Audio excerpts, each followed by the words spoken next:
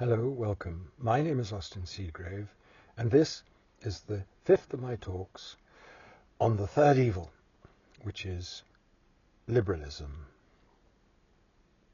which follows on from the two earlier evils of Nazism and communism. The title of this talk is Enclosures. What are enclosures, and what have they to do with anti-racism, which is the core component of the evil of liberalism? Excuse me. Two good questions, they deserve two good answers. Two good answers in a single word: roots. Roots, in the sense that I have just used the word, is a metaphor taken from trees, whose roots go deep into the earth and keep the trees upright. Applied to the human, the rooted are those who, like the Aborigines, the Inuits, and the forest peoples, have truly got a home, and to change from a metaphor to a simile, are at home in their home, as a round peg is at home in a round hole. So even now on earth among the humans there are the rooted, blessed are they, and there are the uprooted, the rootless. Our wise ancestors called them vagrants, and their universal warning was, beware the vagrant. This is my contribution. The rooted are restful. The rootless are restless. They are restlessly seeking what? Home? No, they don't want to go home. Home is where there are no cars, no motorways, no shopping trips, no aeroplanes, no tourism, no consumerism, no amusements, no permissiveness. Home is rooted in the right earth. Home is the rightness of your being. Home is your existence. The homeless, the uprooted, the rootless, cling to their fake, their faux, their ersatz existence, their restless searchings, their ego toys, their lusts and their loathings and their violence. Without true existence, they are desperate to prove that they exist. And meanwhile, they are desperate to prove that no one is rooted. The purpose of anti-racist critique is to uproot all rootedness.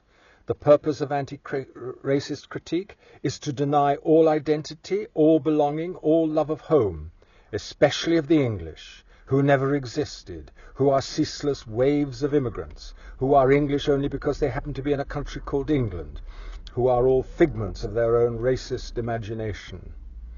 To achieve this biological perversion, this demonic insanity, this masterpiece of hatred, the anti-racists have to unglue all things evolution has glued, and to counter all argument with proof by threat, and to silence mere sanity with suffocation by jargon. The anti-racists of England are the most satanic of all the anti-racists. Why? Because of all the Europeans, the English were the most addicted to empire. The English were the most addicted to white manism. Sir, you're a white man, was the highest praise the Victorians could bestow on each other. This is to say that the English had less defense against empire addiction, against racial pride. Why? Because of something done by the English in the 18th century that no nation had ever done before, done to itself, that is. What was done was what you call enclosures, a satanic euphemism. The Scots have a better name for it. They name it clearances, human clearances. Don't forget, human clearances, not of other people, but of their own people. Never done before in all human history, clearing your own people off your own land. This is the true name, the uprooting of the English. The uprooted were the only rooted, the smallholders or cottagers or crofters, called on the continent the peasantry. Their rootedness was their independence, their biological independence. The only true independence, they grew their own food. and in most cases a surplus which they carried to market. If you doubt their prosperity, why do you so value the cottages that they left behind? Moreover, they also enjoyed legal independence, which was their right to their cottage, their garden, their strip of arable, their square of meadow, and the rough grazing for their cow. All these rights were feudal rights, which had once been partnered by feudal obligations. But feudalism had been imposed on the English by the conquering Normans, and so alien was it to the genius of the English that it had never taken and had been thrown off, leaving, uniquely and remarkably, the English smallholder without his feudal obligations, but with his feudal rights. This retention of his feudal rights was motivated by and continued something most beautiful, sacred, and vital: folkland. Folkland was the right of all free Englishmen to subsistence or livelihood from the earth of England. Happiness, like sanity, is in the soil, ask the gardener. Sobriety and continence are in the soil, ask the gardener. Peaceableness is in the soil, ask the gardener. Contentment is in the soil, ask the gardener. In the 18th century, the English smallholder was the happiest in Europe. In the 19th century, his descendant was among the most miserable of all humans in all the world. So sacred were the right of the smallholder that no lord, however mighty, could take them from him. Only Parliament could do that. And that's exactly what Parliament did. Enclosure Act after Enclosure Act. Why? Because even though the smallholder paid rent to his landlord, that rent was a pittance. Bigger farms, equal bigger rents. Being founded on subsistence, i.e. survival, the smallholder was grateful to the soil for the soil's fruits. He was no capitalist scientist for whom the soil is a slave. Scientific improved agriculture equals bigger yields, equals bigger rents. So the dispossession was motivated by insatiable greed.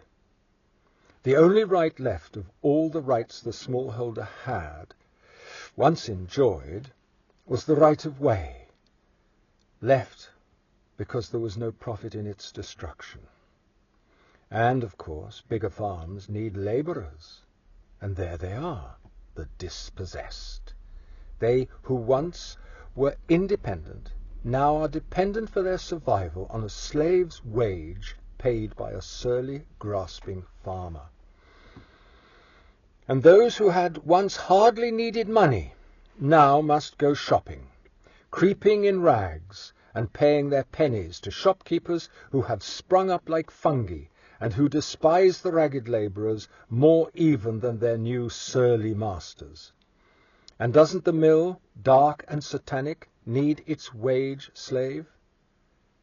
So in he creeps, never again to feel the sun's kindly warmth, never again to breathe the lark-singing air, never to stand on a green hill, his boots wreathed in flowers and butterflies in his eyes.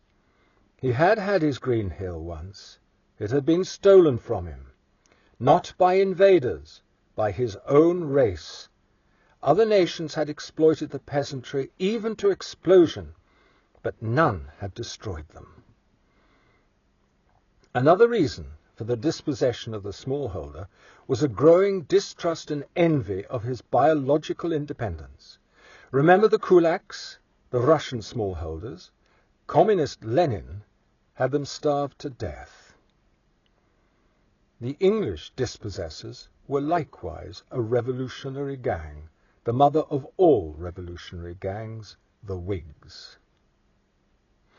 More than earthquake is this tear-up of a nation's root. Common sense arises like an extra crop from the harvested field. The earth-rooted class is the fundamental class. All national sanity is founded on it. Its rooted common sense extends upwards, keeping even dukes, princes and kings within sane limits. So no wonder the English are mad. No wonder we are the sickest of all the Europeans. And no wonder we clutched at the straw of empire. Empire was all we had. Without it we were nothing. The British Empire was our new identity, our substitute for root and home. So of course we couldn't just let it go. We couldn't accept our nothingness. And so of course we clung to it in the only way we could. And that clinging to it in the only way we could is anti-racism. But before we take a final look at anti-racism, let us be aware of some of the other deadly national consequences of the destruction of the rooted class. The first is class hatred. Independence hates no one. The old relationship of the classes was founded on laissez-faire, paternalism and family feeling. The Whigs destroyed all that. They destroyed something else. They destroyed the fundamental of English family feeling, the right of every free Englishman to subsistence from the earth of England. Hatred replaced it, the hatred of every class for every other class. And greed replaced it, little Jack Horners crushing the faces of mill children in their rush to get to the pie. Greed and hatred hidden under empire and under hypocrisy. It was for the Victorians that Christ invented the phrase whited sepulchre, an explosion of lust hidden under the Poe face.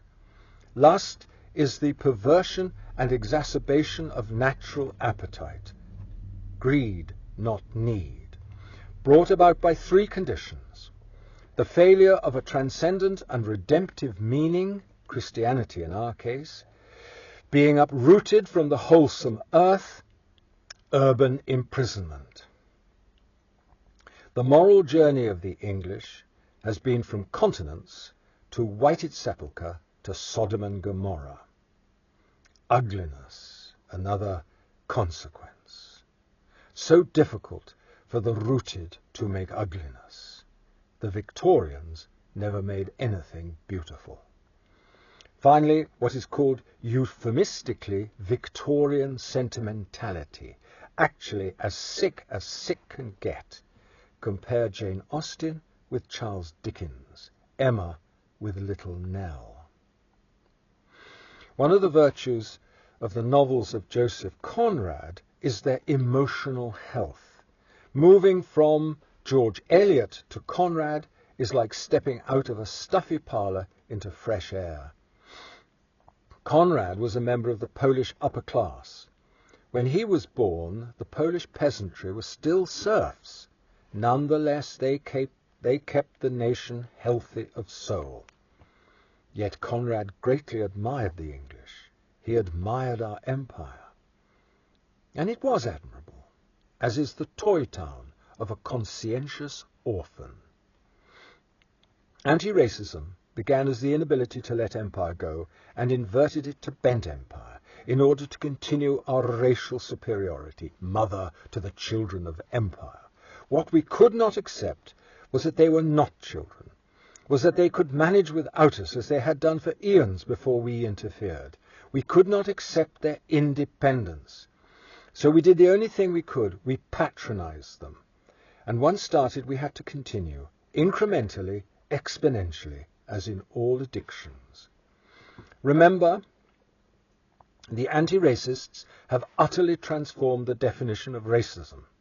A racist used to be one who wanted his race to take over the homelands of other races. Now a racist is one who doesn't want other races to take over his homeland. Patriotism is racism. Love starts at home. Love is racism. The English are the most uprooted people in the world. Even in their own homeland they are no longer at home.